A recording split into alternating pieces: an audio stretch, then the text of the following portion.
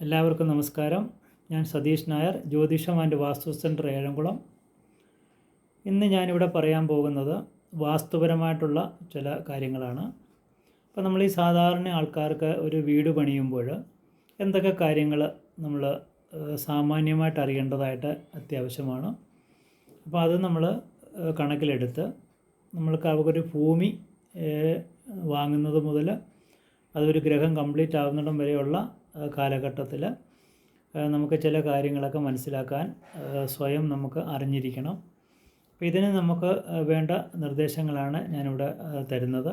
അപ്പോൾ ആദ്യമായിട്ട് നമ്മളൊരു ഭൂമിയാണ് തിരഞ്ഞെടുക്കേണ്ടത് നമുക്കൊരു ഗ്രഹം പണിയുന്നതിന്. അപ്പോൾ ഭൂമിയിൽ നമുക്ക് എന്തൊക്കെ ആവശ്യമായിട്ട് വരും, എന്തൊക്കെ ദോഷങ്ങളുണ്ട്, അല്ലെങ്കിൽ എന്താണ് ഭൂമിയുടെ കിടപ്പ് സ്ഥിതി, ഇതൊക്കെ നമ്മളൊരു സാധാരണ രീതിയിൽ നമ്മളൊന്ന് മനസ്സിലാക്കിയിരിക്കണം.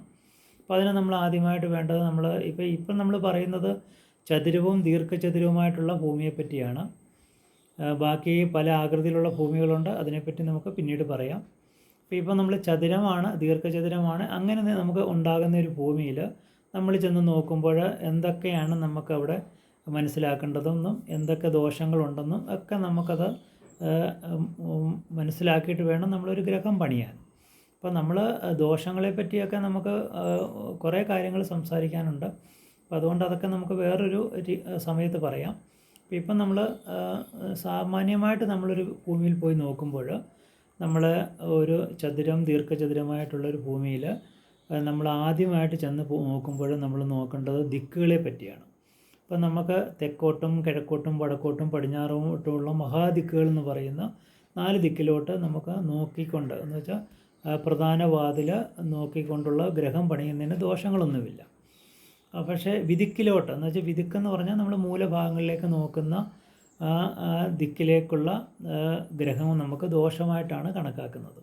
അപ്പോൾ നമ്മൾ മഹാദിക്കുകൾ ഓക്കെയാണ്, നമ്മൾ കോമ്പസൊക്കെ വെച്ച് നമ്മൾ നോക്കുമ്പോൾ മഹാദിക്കുകളൊക്കെ നമുക്ക് ഓക്കെയാണ്, നല്ല രീതിയിലാണ് നമ്മൾ നിൽക്കുന്നതെങ്കിൽ നമുക്ക് ആ ഭൂമിയിൽ ദിക്കിൻ്റെ ദോഷങ്ങളൊന്നും ഉണ്ടാകത്തില്ല.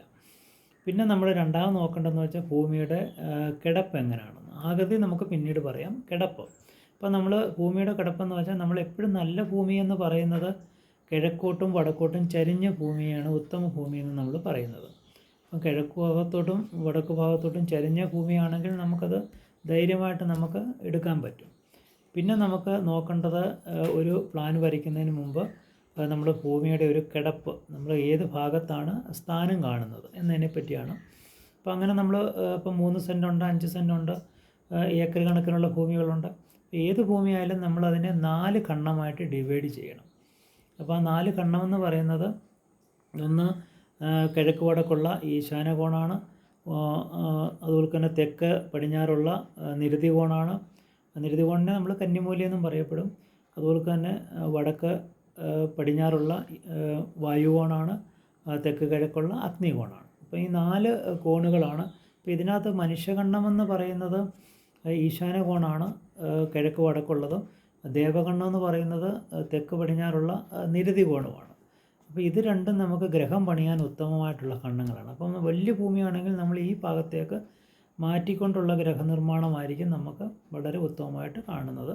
ബാക്കി നമ്മൾ അസുരഖണ്ഡങ്ങളാണ്, ബാക്കി അഗ്നികോണും വായുകോണും നമ്മൾ കണക്കാക്കുന്നത്. അപ്പോൾ ഇതിലോട്ട് നമ്മൾ വീട് പണിയാതെ ഈ ഭാഗങ്ങളിലേക്ക് മാറ്റി നിൽക്കുന്ന വീടുകൾ നമുക്ക് ഉത്തമമായിട്ട് നമുക്ക് കണക്കാക്കാം. പിന്നെ നമ്മൾ ചെറിയ ഭൂമിയാണെങ്കിൽ ഏകശാലാ ഗ്രഹമാണ് ചെറിയ ഭൂമി, കാരണം 3 സെൻറ്റ് 5 സെൻറ്റ് ഇത് നമുക്ക് തിരിക്കാൻ പറ്റത്തില്ല. പക്ഷേ എങ്കിലും നമ്മളത് തിരിക്കണം, കാരണം അത് ചെറിയ ഭൂമിയിലും നമ്മൾ 4 ഖണ്ഡമായിട്ട് തിരിക്കുമ്പോൾ ആ ഖണ്ഡത്തിലോട്ട് നമുക്ക് ഇപ്പം 10 മീറ്റർ 12 മീറ്റർ നീളത്തിൽ ഒരു 3 സെൻറ്റ് സ്ഥലത്ത് നമുക്ക് വീട് പണിയാൻ ആ ഖണ്ഡത്തിലോട്ട് പറ്റത്തില്ല. അപ്പോൾ അതിന് നമ്മളെന്ത് ചെയ്യും, നമ്മളൊരു പ്ലാൻ വരയ്ക്കുമ്പോൾ അതിൻ്റെ മധ്യസൂത്രങ്ങൾ, പ്ലാനിന് മധ്യസൂത്രമുണ്ട്.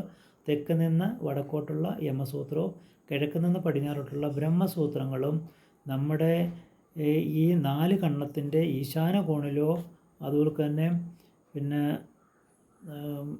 നമ്മൾ നിരുതി കോണിലോ ആയി മാറണം. കാരണം ആ മനുഷ്യകണ്ഡത്തിലോ അതുപോലെ തന്നെ ദേവകണ്ഡത്തിലോ നമുക്ക് ആ മധ്യസൂത്രങ്ങൾ വരത്തക്ക രീതിയിൽ വേണം സ്ഥാനം കാണാൻ.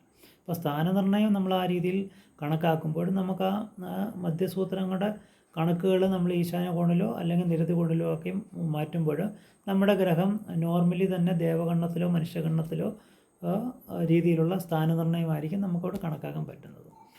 പിന്നെ ഇങ്ങനെ കണക്കാക്കിയിട്ടാണ് നമ്മളൊരു വീട് പണിയാൻ കുറ്റിയടിക്കുകയും കല്ലിടുകയും ഒക്കെ ചെയ്യേണ്ടത്. അപ്പോൾ ഇതിനെപ്പറ്റിയൊക്കെ നമുക്ക് അടുത്ത ഒരു കാര്യങ്ങളിലേക്ക് പറയാം. അതുപോലെ തന്നെ ഭൂമിയിൽ ഒത്തിരി ആകൃതിയിലുള്ള ഭൂമികളുണ്ട്. ഇതെങ്ങനെയൊക്കെ നമുക്ക് തിരഞ്ഞെടുക്കാം, പിന്നെ ഇതിനകത്തുള്ള ദോഷങ്ങൾ നമുക്ക് എങ്ങനെയൊക്കെ കണ്ടുപിടിക്കാം, ഇതൊക്കെ നമുക്ക് പിന്നീട് പറയുന്നതായിരിക്കും. ഓക്കെ, എല്ലാവർക്കും നമസ്കാരം.